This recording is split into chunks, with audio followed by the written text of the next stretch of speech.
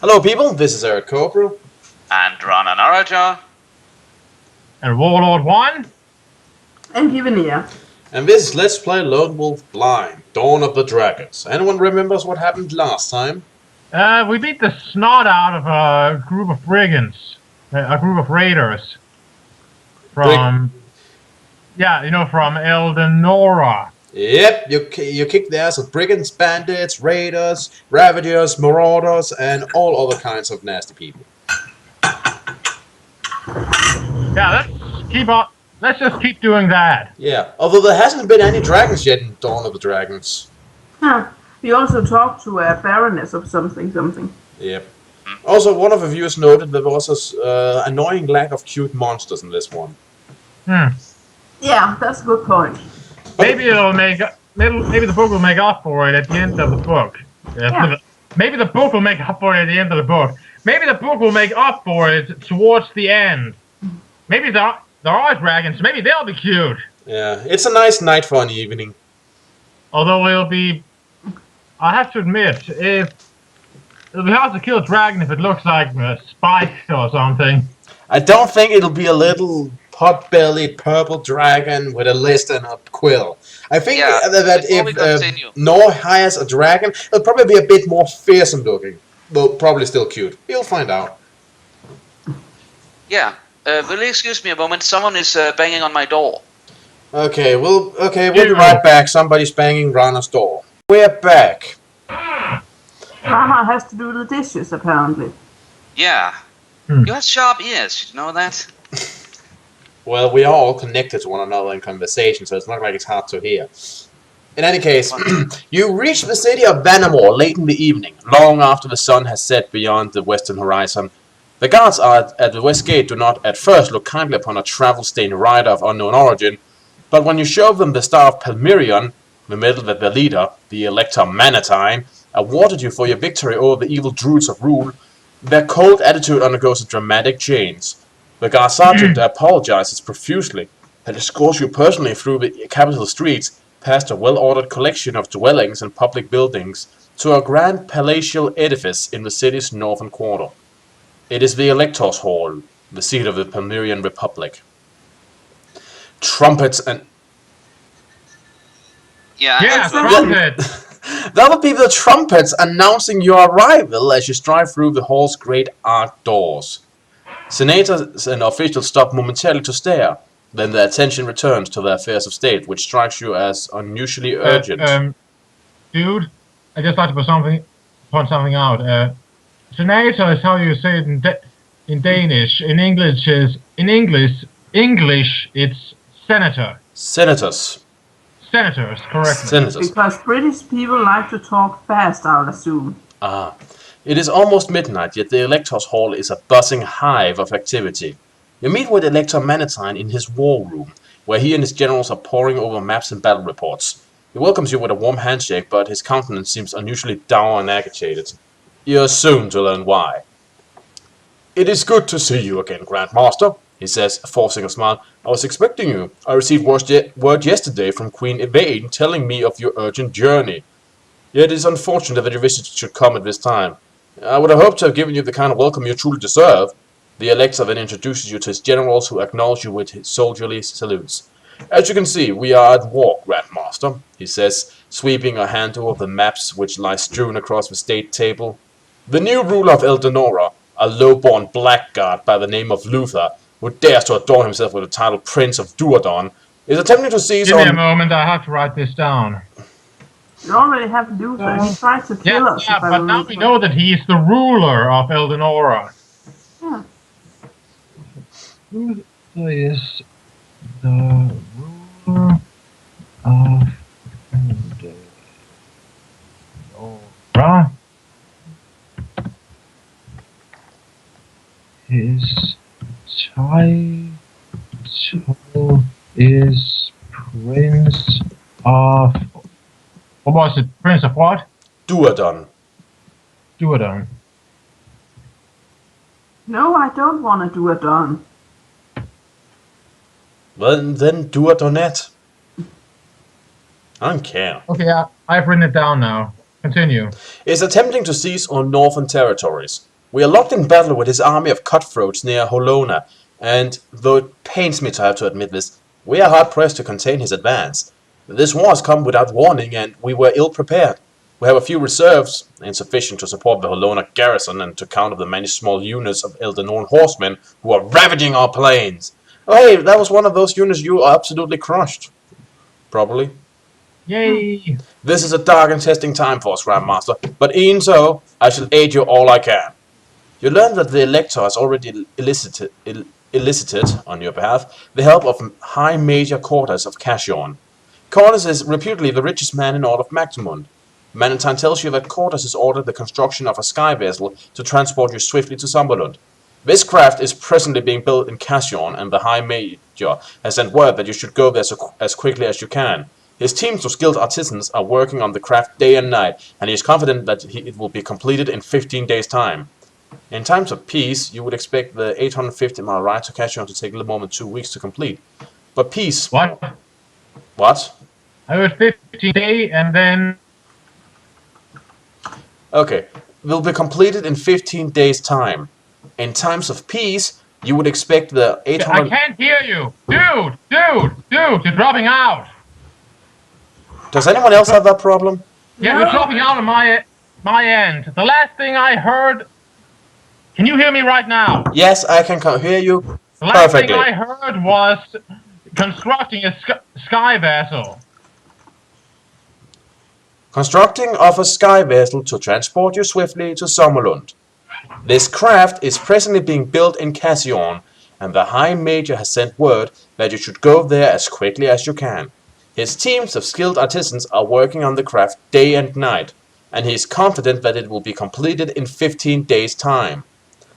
In times of peace, you would expect the 850-mile ride to Cassion to take little more than 2 weeks to complete. But peace, always a fragile state in the Stormlands, has been shattered by Prince Luther's unprovoked attack on Holona, a town through which you had hoped to travel.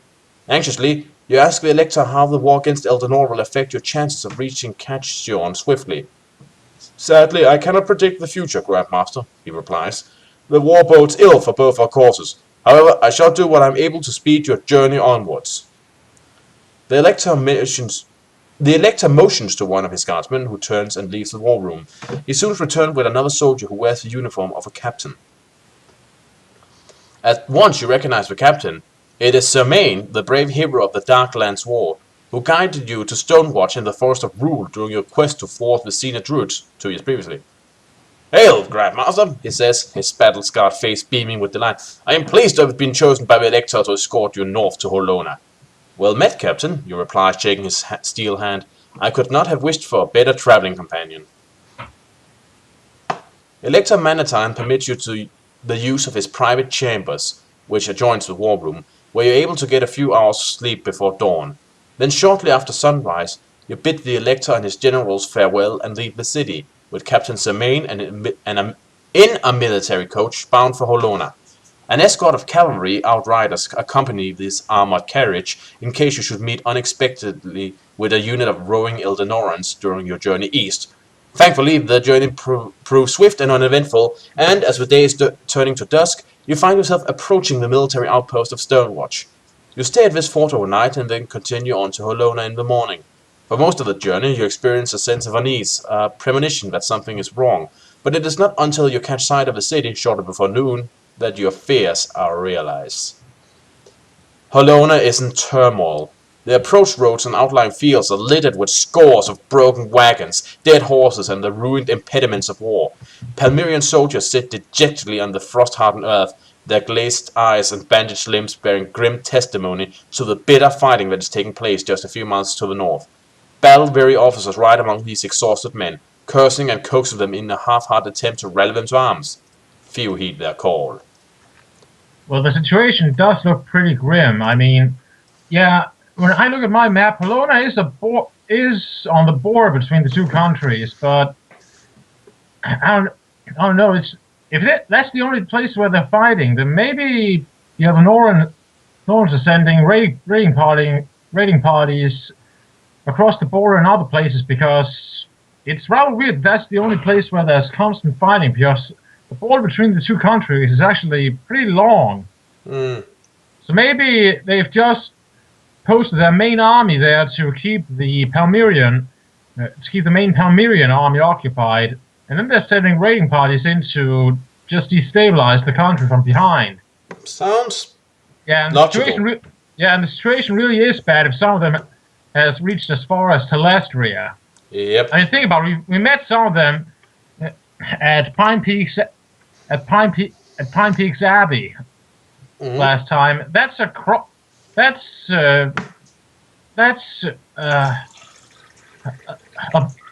close to the border between Telestria and Palmyrion on the Telestrian side, which means that these soldiers had marched all the way across Palmyrion and across the Telestrian border. Hmm. Interesting. Anyways, picture time. Oh. Yeah, it doesn't really look good. No. Inside the city walls, the situation is tense. Every available dwelling is packed to overflowing with wounded soldiers, and the civilian populace, displaced from their homes by the army's needs, wander the streets and alleyways in a state of shocked confusion, greatly adding to the chaos. Captain Zermain orders his driver to the Canatarium, the largest of Holona's municipal halls, where General Forchal, the Palmyrian commander, has established his headquarters. On entering this crowded building, a young lieutenant rushes up to Zermain and informs him that his son has been wounded in the battle now raging at the Roloni Bridge. "I must go to him, Grandmaster," he says, his voice choked with emotion. "I'm told that he has not long to live." Do you wish to go with Captain Zermain to see his wounded son? It's Yes. not like we're doing something important at the moment. We're just sort of waiting, so yeah, sure. Yeah, let's. You follow Zermain and the young lieutenant out of the sanitarium. Not sure. I think it might be Canatarium, mostly because sanitarium just sounds like, well, sanatorium. Yeah. In any case, and along a crowded avenue towards a tented encampment in the city's main park. Here, under a canvas awning, don't know if that's how it is pronounced, but I never really seen that word before. The captain finds his mortally wounded son being attended to by an army physician. "Will he pull through?" asks Zermain of the physician, whose white surgical apron is stained deep crimson with the blood of all those he has attempted to save that day. The very man does not answer. He simply shakes his head and leaves to attend yet another poor wretch who is crying out for him to end his suffering. I say we try and heal the guy if we can, and if we are given the option. That's a picture. Huh. Wound to the chest. Maybe it was hit by an. I can't remember. Did you say how he was wounded? Nope, just that it was mortally. I would guess it's probably an arrow or at least something pointy, because it's not a very wide wound. Yeah, that's my guess too. Maybe he was struck by an arrow. Zermain's son has a deep chest wound, which on closer inspection you determined was made by a poisoned arrow. Well, what do you know? We were right on the money. The physician has removed the shaft, but the poison has long since entered the young man's bloodstream. His life is fast ebbing away, and you sense there's very little you can do to save him. Do you wish to use deliverance? Yes. You focus your advanced Kai healing powers on the young man's wound and cause the punctured tissues to knit together. You lose 3 endurance points. Your treatment deadens his pain and revives him, but you know that this remission is but temporary. The poison in his blood is too strong and too well established to be neutralized by your Kai powers. Through clenched teeth, he forces himself to speak. You hear him tell his father that Prince Lufa's army is being aided by a sinister group of Sinir druids and renegade Nazirani magicians. Oh, so all our enemies are kind of pooling their resources together. Lufa himself possessed a ring of power, which bestows upon him an invulnerability to weapons. The boy says the ring must be taken from him if he is to be slain. Gradually the effects of the healing powers wear off and the brave young man slips into a sleep from which he will not awaken. Wait, I'm calling it now. After we cut the ring off, we have to throw it into a volcano or something. Probably in the middle of the Darklands.